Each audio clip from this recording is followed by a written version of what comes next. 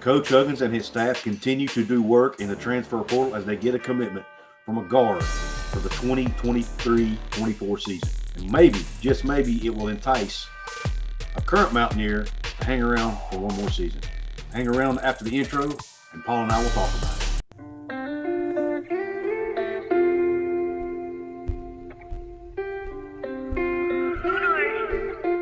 What is up, college hoops fans and fellow members of Mountaineer Nation? My name is Couz. And my name is Mountaineer Paul. And we present to you Hoops from the Hills. What is going on, everybody? Paul and Couz again with you. We're here to talk about West Virginia Mountaineer basketball and the latest update in Coach Huggins and his staff and a commitment from the transfer portal player Omar Silverio from Manhattan, but last played basketball at Hofstra, and we'll get into that story. I originally first saw this from an article. There has been several outlets talk about it, but West Virginia Sports Now, Ethan Bach is the first article I saw on this player, and I'll read a little bit of that to you guys real quick. All right, here we go, guys. It says, Omar Silverio blessed to reunite with childhood friend Jose Perez at WVU. West Virginia received a commitment from Manhattan transfer guard Omar Silverio on Thursday afternoon. For Silverio, this is a dream come true, he told West Virginia Sports Now. West Virginia, top school in the country. Man, it's a dream come true to me, to be honest, he said. The article goes on to talk about how the Dominican Republic native was so excited to reunite with Jose Perez, who was both caught up in that situation at the University of Manhattan, where Coach Steve Masiello was fired right before the season, and they decided to transfer, or at least to not go back to Manhattan. And goes on in the article to talk about how Silverio actually contemplated potentially going pro, whereas Perez ended up going to West Virginia. And of course, we all know the Perez story. He wasn't given a waiver to play this year, but was granted one extra year of eligibility, and he can play next year. And it goes on, and here's another quote from Silverio. It says, I don't know how God does things. Here's another quote from Silverio. It says, I don't know how God does his things, but he's doing his work. We didn't have a chance to play together at Manhattan. Everyone went their own route. Jose went to West Virginia. I was deciding between going pro or back to school. Now we have a chance to play together. It's a blessing. I always wanted to play with him. Talks about how he'll need a waiver from the NCAA. But considering he's set out this year, hopefully, surely to goodness, the NCAA will give him that waiver. And then it goes on to talk about the recruiting story behind the whole deal. And I'll let you guys read that. I'll put a link to the article. I'm not going to read the whole thing to you. But, Paul, I want to get your thoughts, man. What are your thoughts on this transfer in Omar Silverio? Well, first and foremost, Marianne Riley, if there was a worst athletic director award, she deserves it. You know, she's just placed how many guys extended a year or more further into their lives than they probably needed to get to where they want to go. We're talking about a kid that's going to be 25 years old. Now, of course, some of his own decisions have got him here, but at the end of the day, man, I've just read horrible thing after horrible thing about Marianne Riley at Manhattan College, and how she still has a job is beyond me. People with power, man. But the player is somebody I'm excited about. You and I have talked about this since yesterday, Couz, on and off about this kid and what kind of player he is. I've watched a lot of film on him, as much as I could get my hands on over the last 12 to 14 hours. I was up into the late hours of last night really watching film of him, watching how he does his thing. And I mean, they label him as a combo guard, and while he is that, he's really more of, I would consider him to be, he'll probably be more of a role player than a star player, in my opinion, but a very good one at that. He's similar to what Sean McNeil was for us. He can really shoot the ball. He can be streaky, and he also moves well without the ball in his hands. He's what you would consider a slasher without the ball. Putting the ball on the floor and creating for himself at the rim is where he struggles. To pull off a jump shot is where he's good at. He's really good at step backs. He's really good at up fakes. He's really good at being crafty. and getting his jump shot off. But putting it on the deck and going to the rim is probably his biggest weakness to me, and also something he could obviously work on, and also finishing at the rim. But overall, he's a guy that scores in double digits at the Division I level. I think he's going to be an incredible piece for us. Don't take role player as a negative term. I really do believe he's going to be an important piece for this offense next year, and somebody that, in the right situation, can probably tick up towards maybe 39, even 40% from beyond the arc, given the right players and pieces around him. And he's got long range, sometimes out to logos, and he will check it. If he's feeling it, I saw it multiple times. If he hits one or two in a row, he does not hesitate. He's got Eric Stevenson in him. He will pull it from the logo without question. He did it at Hofstra dozens of times, and he had explosive scoring outlets. I mean, he's had a pretty crazy career. Yeah, and for those of you listening, Paul referenced Hofstra there, and I mentioned earlier he played his last basketball at Hofstra because he transferred to Manhattan to finish out his career, didn't get to play there because of the whole Masiello situation. But let's look at – I'm not going to share him with you, but we're just going to talk about his stats. And what I like about Saverio is he gets better each and every year. You see gradual improvements in his stats. He started his career actually at Rhode Island in 2018, 2019.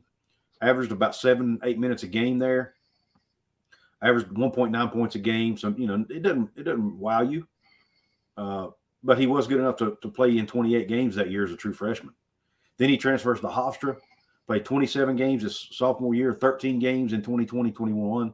And then his last year, 21-22, he played in 32 games, which is basically every game. Started 11 games, but averaged 10.9 points a game. Shot the ball 35.8% from three, which is pretty good considering the fact he shot 204 three-pointers. So to shoot 204 three-pointers and still shoot 35% is pretty good in my opinion. But what's most impressive is his free throw percentage, which was 91.9% from the free throw strike his last season at Hofstra, which he was 57 out of 62 free throws. So, he can score the basketball. He's a shooter, like Paul mentioned. And when you go back at his recruiting profile, out of high school, he went to high school in the Bronx.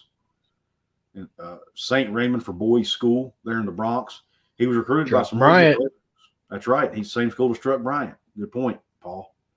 But he was recruited by some great schools, namely UConn, Dayton, all made him offers. UMass made him an offer. Rutgers, Mississippi State, so a couple of Power 5 schools made him offers as well.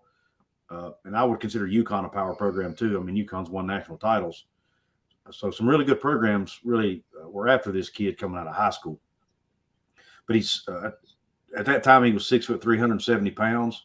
I'm sure he's probably put on some weight since then. And if he hasn't, once he gets in West Virginia's weight program, he'll definitely put on some weight. Because we all know Hugs likes his guys to have some muscle on them, especially for the physicality in the Big 12. So, Paul, I mean, when you look at his stats and his recruiting profile, what sticks out to you? Well, obviously he was a little undervalued in high school. To have the offer sheet that he had, you'd expect 3 stars to be beside his name. And to be fair, that's kind of how he's performed in his career, much like a 3-star prospect would. But what's great is you're getting into the portion of his life now where he's at that NBA age where you usually take a step up at 25. Your body goes under another change. You're out of the more youthful and into your adult body. And it's going to be interesting to see what he can do with that another year in college. And this is just the new norm, right? Until we get through all these COVID years that people have, and people can potentially have those for a few more years, we're going to have some really old players. And it's really Hugs going back to the well. You see what we got this year, and it's kind of worked for Hugs, right? What do we have? We got 5 seniors that start, and they're all really old players. Every one of them are 22, 23, sometimes 24 years old. And so you see Hugs going back to the well for a senior, somebody that's 25 years old, and somebody that can shoot it, right? And that's kind of what he did with this class. So it's something, he found something to work for him, and he's going back to it again. I think they give Hugs credit for that. But based off his stats, obviously the free throw percentage is going to be big by the way we play. If this year is any indication, we're going to go to the line a lot in the future as well. Really impressed with this kid.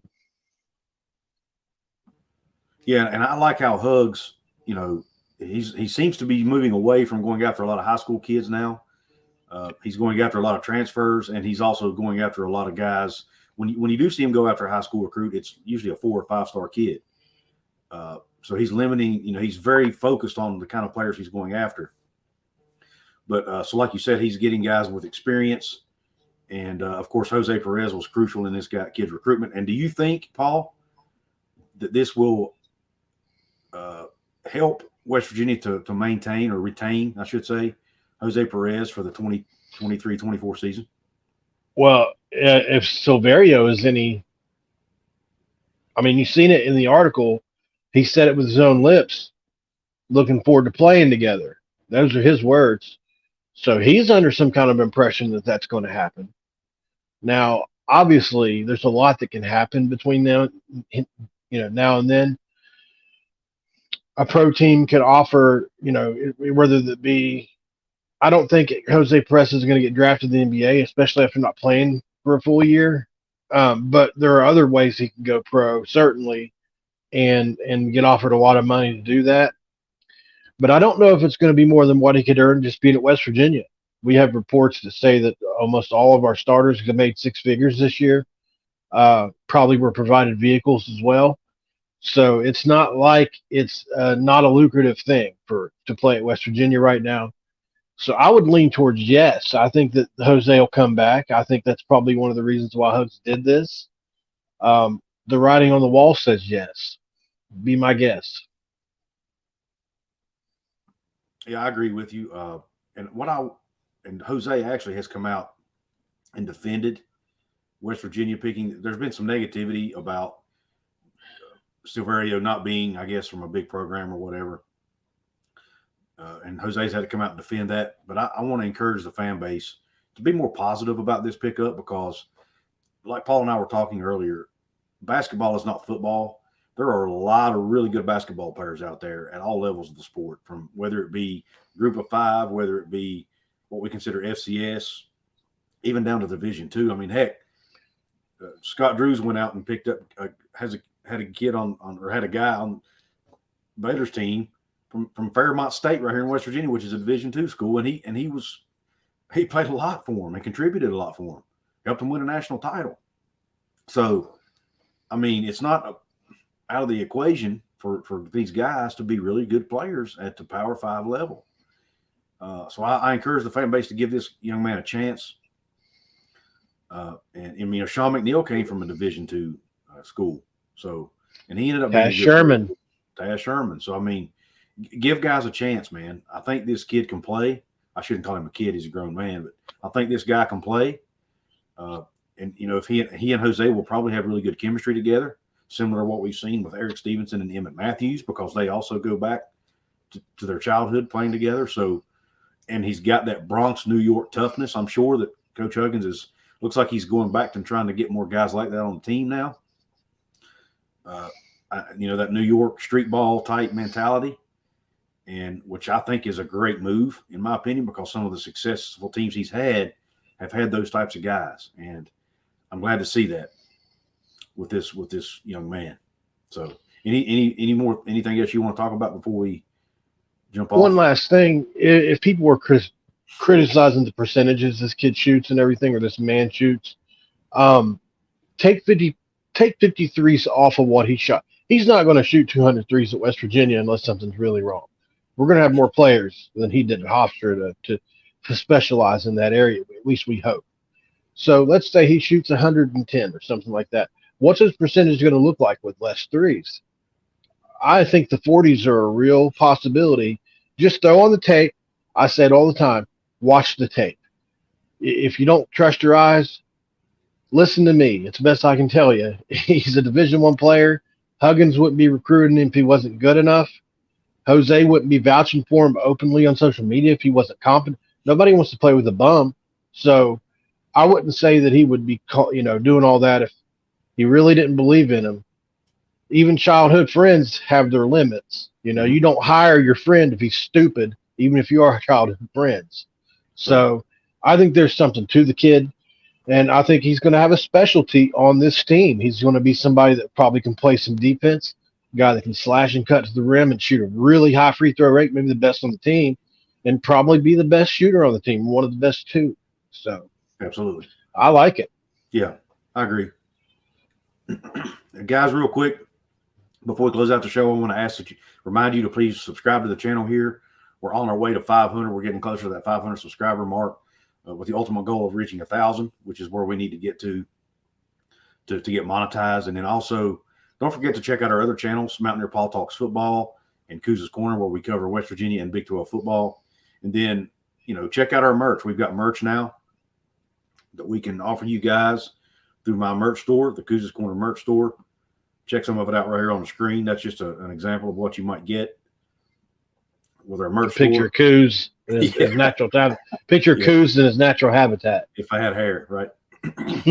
But no, anyway, guys, we appreciate your support. I'll leave a link to the merch store in the description box.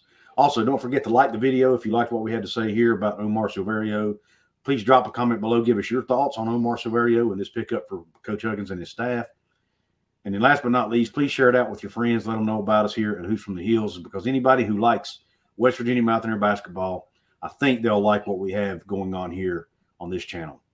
So for Mountaineer Paul and Couz, until next time, we are out.